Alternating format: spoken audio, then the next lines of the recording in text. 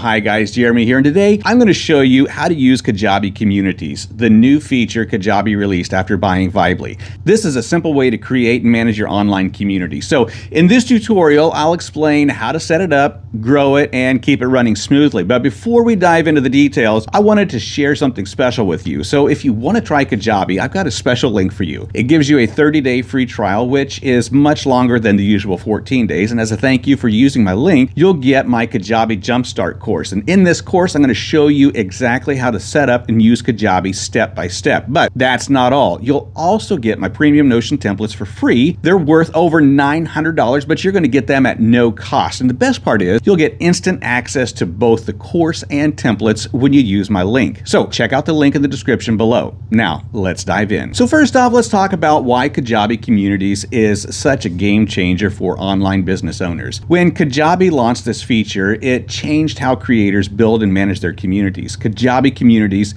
gives you the tools to collect emails, sell content, and create a private ad-free space for your most loyal followers. It's a great way to build stronger connections with your audience while also creating new ways to earn money. With Kajabi Communities, you get everything in one place. You can host live videos, share recordings, post updates, hold meetings, and run challenges. The platform is simple to use and makes it easy to keep your audience engaged. Now, let's talk about how to create your own community on Kajabi. So first, you're going to log into your account and head over to the products section. Then click on all products. Now this takes you to the products page, and from there, look for the new product button in the top right corner and then click it. After you click the new product button, a selection screen will pop up. Choose community from the list. Now this option is perfect for creating a space where your audience can connect, share, and enjoy exclusive content. Your community will include features like live video